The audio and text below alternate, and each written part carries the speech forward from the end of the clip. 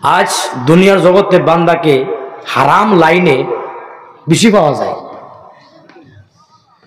হারাম লাইনে টাকা পয়সা কামানোর জন্য বান্দাকে বেশি সংখ্যাতে পাওয়া যায়। যেটা কথা বলেন ঠিক না? বান্দা ব্যবসা করতে আছে, কাঁচামাল বিক্রি করতে আছে, বান্দা মিথ্যা কসম খায় নেয়। কি কসম? 20 টাকা আমার কিনা।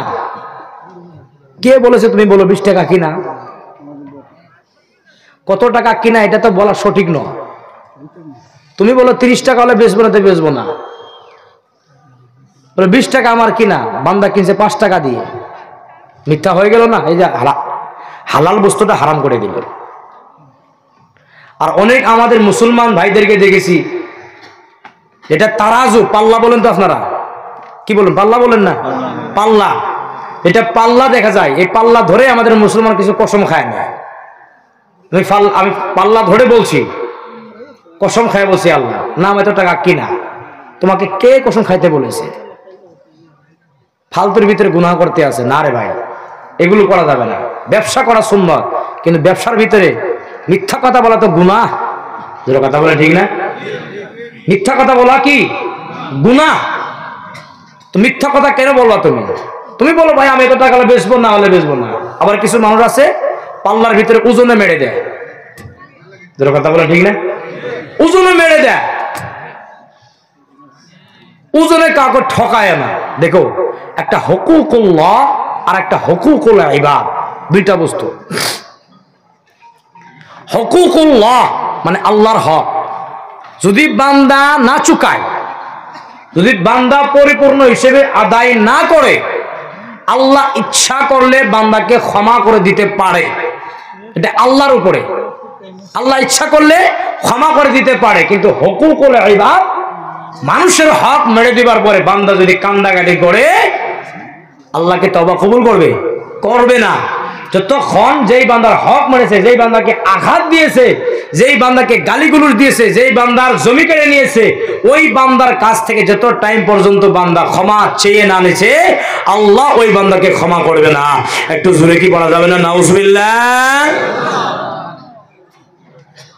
আল্লাহ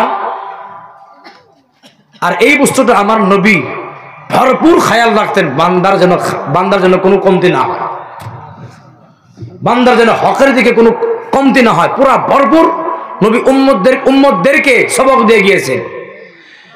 যেমন নবী আমার নবী কামলিওয়ালা নবী মুহাম্মদুর রাসূলুল্লাহ সাল্লাল্লাহু তাআলা আলাইহি সাল্লাম দুনিয়া থেকে বিদায় নিয়ে চলে যাবে, দুনিয়া থেকে পর্দা করে যাবে।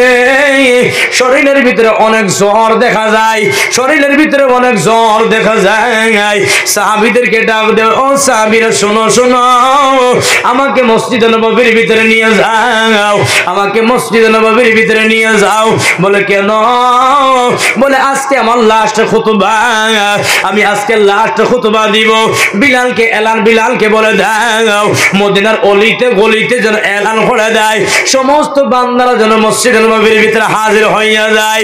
হযরত বিলাল রাদিয়াল্লাহু তাআলা আনহু তিনাকে যেই টাইমে বলে দেয়া হলো, বিলাল তুমি মদিনার অলি গলিতে এলান করে দাও, আমার কামলিওয়ালা আখিরে খুতবা দিবে, নবী দুনিয়ার জগতে আর বেশি দাম থাকবে না। বিলাল চোখের পানি দিয়ে বুক বাসাইয়া দেয় আর ডাক দেবেন, আহারে আমি আজান দিলে নবী কামলিওয়ালা নবী নামাজ পড়াইতে চলে আসতো, আর নবী যদি চলে যায় আমি কার চেহারা জিয়ারত করব? আমি কাকে নবী বলে ডাকবো? আমি কার চেহারা দেখবো? আমি কাকে নবী বলে ডাকবো? আমি যার চেহারা দেখলে আমার খিদা দূর হয়ে যায়, ওই নবী যদি না থাকে আমি বিলালের জীবনের কি আর মূল্য থাকবে? বিলাল রাদিয়াল্লাহু তাআলা আনহু মদিনার অলিতে গলিতে এলান করে দিলেন। দেখতে দেখতে দেখা যায় কিছুক্ষণ পরে অনেক বান্দারা মসজিদে নববীর ভিতরে তারা আয়েশা হাজির হয়ে গেলেন। কামলিওয়ালা নবী সাহাবীদের কাঁধের উপরে হাত রেখে দিয়ে মসজিদে নববীর ভিতরে হাজির হয়ে গেলেন। সাহাবী কেরামের সামনে রাহমাতুল লিল আলামিন নবী দাঁড়াইয়া ডাক দিয়া বলে, সাহাবীরা শোনো, তোমরা যদি আমার কাছে কোনো পানা দানা থাকো তোমরা আমাকে বলতে পারো। আমার কাছে যদি কোনো পানা দানা থাকে তোমরা আমাকে বলতে পারো। আমি আজকে তোমাদেরকে চুকা যাব দিয়ে যাব। কেন জানো? আমি বেশি টাইম আর থাকবো না দুনিয়ার জগতে। আমি আল্লাহর দরবারে চলে যাব, আল্লাহর পেয়ারা হয়ে যাব। শোনো, তোমরা কে কি পাবা আমার কাছে নিয়ে নাও। কোন বান্দা কোনো কথা বলে না। একবার এলান করে দেওয়া হয়, দুইবার এলান করে দেওয়া হয়, তিনবার এলান করে দেওয়া হয়, কোন বান্দা কোনো কিচ্ছু বলে না। একজন বান্দা যার নাম হযরতে উকাশা রাদিয়াল্লাহু তাআলা আনহু, তিনি দাঁড়ায় যা ডাক দিয়ে বলে, নবী গো, ইয়া রাসূলুল্লাহ, ইয়া হাবিবাল্লাহ, নবী গো, আপনার কাছে আমি কিছু পানা দানা আছে। বলে, কি পানা দানা? বলো না। আমি জিয়াদের ময়দানে আপনার লাইন সুতা করতে গিয়ে আমি উকাশার শরীরের ভিতরে চাবুকের বাড়ি লেগে যায়। নবী গো, সেই চাবুকের বাড়িটা আমি দিতে চাই, একটু জোরে কি বলা যাবে না? আল্লাহু আকবার। আমার নবী কামলিওয়ালা নবী রাহমাতুল লিল আলামিন নবী হযরত সাহাবা রাসূলদেরকে ডাক দিয়ে বলে, ও সাহাবা, তোমরা দৌড়ে দৌড়ে যাও, উকাশার ওসিয়তকে তোমরা পড়া করো, উকাশার নিয়তকে তোমরা পড়া করে দাও, উকাশা রাজি করো। উকাশা যদি রাজি না হয়, আমার উপরে যদি নারাজি থাকে যায়, আমি আল্লাহর কাছে যাইয়া কেমন ভাবে মুখ দেখাবো। আমার কন্যা ফাতেমাতুজ জাহরা রাদিয়াল্লাহু তাআলা আনহা, তিনার ঘরের ভিতরে ওই চাবুক রাখা আছে, যেই চাবুক দিয়ে উকাশার শরীরে বাড়ি লেগেছিল, ওই চাবুকটা তোমরা নিয়ে আসো, তাড়াতাড়ি নিয়ে আসো। সাহাবীয়া রাসূল তিনটা চলে গেলেন চাবুক আনতে। হযরতে ফাতেমাতুজ জাহরা রাদিয়াল্লাহু তাআলা আনহা ডাক দেওয়ার, ও সাহাবীরা, বলো না, কিসের জন্য চাবুক চাই? তার কারণ কি তোমরা কি বলবা না? সাহাবীরা ডাক দিল, ফাতিমা, নবীর একজন সাহাবী যার নাম উকাশা, তিনাকে এই চাবুকের বাড়ি দিয়েছিল, তিনি সেই প্রতিশোধটা নিয়ে নেবে। এই চাবুকের জন্য নবী সেই জন্য তলব করেছে। নবী কামলিওয়ালা নবী কন্যা ফাতেমাতুজ জাহরা রাদিয়াল্লাহু তাআলা আনহা সঙ্গে সঙ্গে আর কোনো কথা বলে না। সঙ্গে সঙ্গে ইমামে হাসান, ইমামে হুসাইন রাদিয়াল্লাহু তাআলা আনহুমার কাছে চলে যায়। দুই ভাইকে দুই হাত ধরে নিয়ে কামলিওয়ালা নবীর জন্য সাহাবীদের হাতে ধরা দেয় আর ডাক দেয়, বলে, ও সাহাবা, নিয়ে যাও আমার কলিজার টুকরাদেরকে নিয়ে, তোমরা খেয়াল রাখো এই চাবুকের বাড়ি যেন আমার বাবার শরীরে না পড়ে। আজ সাহাবীরা শুনো, এই চাবুকের বাড়ি একটা নয়, দুইটা নয়, শত শত হাজার হাজার যদি বাড়ি দিতে হয়, আমার সন্তানদের গায়ে বাড়ি দিতে বলিও, তবুও যেন আমার আব্বার শরীরে আঘাত না করে। জুরি কি পড়া যাবে না? আল্লাহু আকবার। আমার বাইরে বন্ধুরে, হযরত সাইয়্যিদুনা ইমাম হাসান, ইমাম হুসাইন রাদিয়াল্লাহু তাআলা আনহুমা দুইজনকে সঙ্গে নিয়ে যে এই টাইমে নবীর দরবারে হাজির হয়ে যায় সাহাবীরা। সঙ্গে সঙ্গে মায়ার নবী রাহমাতুল লিল আলামিন নবীর সঙ্গে সম্মুখে দাঁড়াইয়া ইমামে হাসান হুসাইন দুই ভাই ডাক দেয়া বলে, ও সাহাবারা, বলো না, কোন ব্যক্তির নাম উকাশা? ওই ব্যক্তিকে আমরা দেখতে চাই। একজন ভাই বলে, কোন ব্যক্তির নাম উকাশা? বলো না। সাহাবীরা ডাক দিয়ে বলে, দেখা যায় ওই সামনে যেই বান্দাকে দেখা যায়, ওই বান্দার নাম হযরতে উকাশা। দুই ভাই দৌড়ে দৌড়ে যায়, ইমামে হাসান এক হাত জোড়ে ধরে, ইমামে হুসেন আর এক হাত ধরে নেয়। তিনরা ডাক দেয়া বলে, ও উকাশা ভাই, কত আঘাত করা লাগে করো, আমাদের শরীরে করো, আমার নানার শরীরে করো না। আই উকাশা, যেই নানার শরীরে কোনোদিন পোকা মাছে কামড় দেয় নাই, সেই নানার শরীরে কেমন করে তুমি চাবুকের আঘাত দিবা? তোমার কি দয়া মায়া নাই? একটা বাড়ি তুমি দিতে চাও নানার শরীরে, একটা বাদ দিয়ে দাও, শত শত বাড়ি আমাদের শরীরে দিয়ে দাও, আমরা কোনো কথা বলবো না। জুরি কি পড়া যাবে না? আল্লাহু আকবার। আমার বাইরে বন্ধুরে, সাহাবীয়ে রাসূল সামনে যেই তুমি জান্নাতি যুবকদের সরদার ইমাম হাসান হুসাইন এই কথা বলে, ওকাশা কোনো কথা শুনে না, হযরতে ওকাশা কোনো কথা শুনে না। ওকাশা ডাক দে বলে, না না, কোনো কথা মানতে হবে না, কোনো কথা মানবো না। হযরতে বিলাল রাদিয়াল্লাহু তাআলা আনহু তিনি যাই ওকাশা পাও জোড়া ধরে আর ডাক দে বলে, ওকাশা যে তো চাবুক মারা লাগে আমি বিলালের শরীরে মারো, আমার নবীর শরীরে মারিও না। কেন জানো? আমার নবীর মা নাই, বাবা নাই, আমার নবীকে আদর করনেওয়ালা কেউ নাই। নবীর শরীর মুবারকে প্রচন্ড জ্বর দেখা যায়, এই জ্বরওয়ালা শরীরের ভিতরে মারলে তুমি নবী কষ্ট পেয়ে যাবে। উকাশা কত আঘাত করা লাগে, আমি বিলালের শরীরে আঘাত করো। হযরতে সাহাবী রাসূল হযরত আবু বকর এরকম ধরনের কাকতি মেহনতি করে কোনো কথা মানে না। উকাশা ডাকতে বলে, ইয়া রাসূলুল্লাহ, চাবুক হাতের ভিতরে পেয়েছি, নবী গো আপনি যেই টাইমে আমার শরীরে বাড়ি লেগেছিল, আপনি যেই টাইমে বাড়ি দিয়েছিলেন, আমার শরীরে খালি ছিল, কোনো আমার শরীরে কাপড় ছিল না। নবী গো আপনার শরীর থেকে কাপড় যদি হাঁটা নিতেন নবী, খালি শরীরে আমি বদলাটা নিয়ে নিতাম। কামলিওয়ালা নবী রাহমাতুল লিল আলামিন নবী উকাশের সামনের সঙ্গে সঙ্গে পিঠ মুবারক থেকে চাদর উঠা দেয়, চাদর সরা দেয় আর ডাক দেয়া বলে, উকাশা তোমার বদলা তুমি নিয়ে নাও, তোমার বদলা তুমি নিয়ে নাও। উকাশা রাদিয়াল্লাহু তাআলা আনহু যেই টাইমে তিনার নজর মোহরে নবুয়তের ভিতরে পড়ে যায়, আয় ভাই শোনো, উকাশার দুইটা ঠোঁট মোবারক যেই টাইমে মোহরে নবুয়তের উপরে লেগে যায়, উকাশার হাত থেকে চাবুক জমিনে পড়ে যায়, আর নবীর পাও মোবারক জড়িয়ে ধরে ডাক দেয় বলে, নবী গো আমি উকাশার কি মাজাল আপনার শরীরে আঘাত করবো গো নবী। ইয়া রাসূলুল্লাহ, নবী গো আমাকে বদলা নেওয়ার টার্গেট ছিল না, আমার টার্গেট ছিল নবী আপনার শরীরে মোহরে নবুয়তকে চুমা দেওয়া। জুরে কি পড়া যাবে না? সুবহানাল্লাহ। নবী গো আপনি তো বলেছেন আপনার শরীরের সঙ্গে যেই বান্দা টাচ হয়ে যাবে জাহান্নামে আগুন স্পর্শ করবে না। রহমাতুল লিল আলামিন নবী ফরমায়া দেয়, আয় সাবিরা শোনো, দুনিয়ার জগতে যদি কোনো বান্দা জান্নাতি বান্দাকে দেখতে চায়, হযরতে উকাশাকে দেখে নাও, হযরতে উকাশাকে দেখে নাও।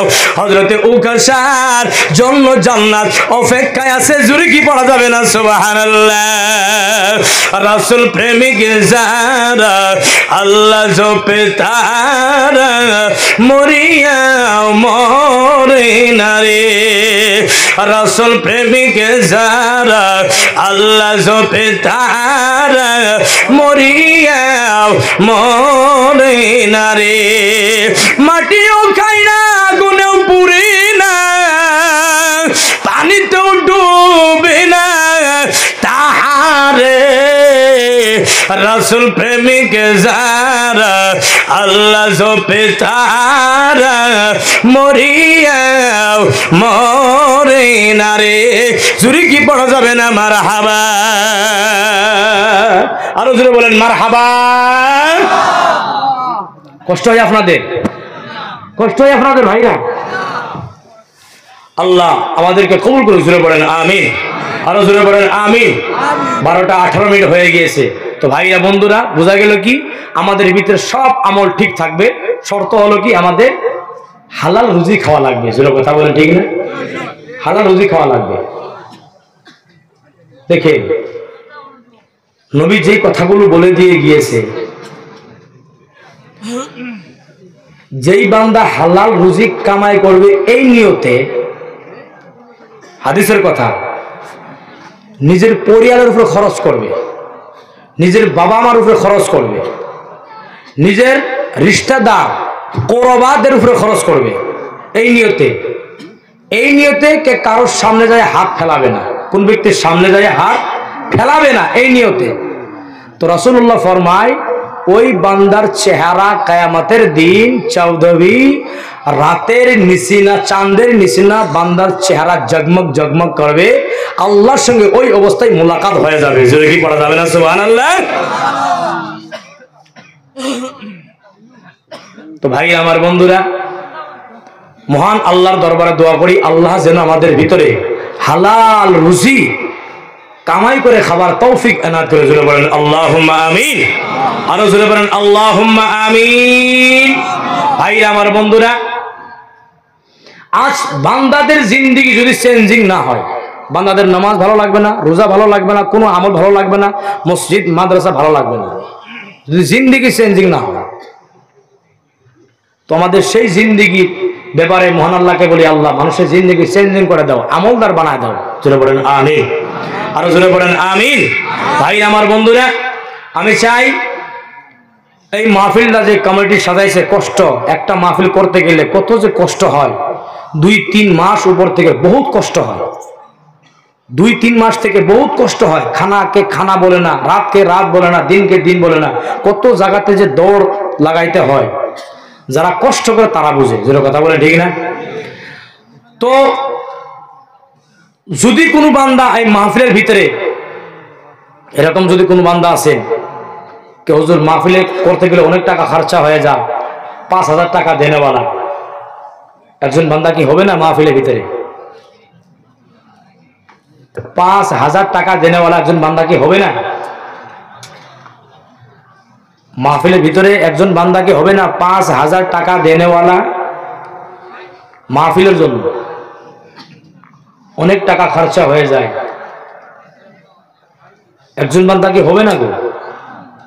মুসাফির মানুষ দোয়া করে দিয়ে যাব, আল্লাহ আপনার দান আল্লাহ কবুল করুন, একজন বান্দা কি হবে? 5,000 টাকা দেনেওয়ালা একজন বান্দা কি হবে না? যদি কারো কাছে কেশ আছে ভালো কথা, আলহামদুলিল্লাহ। কারো কাছে কেশ নাই, আপনি বাকি করবো নাকি?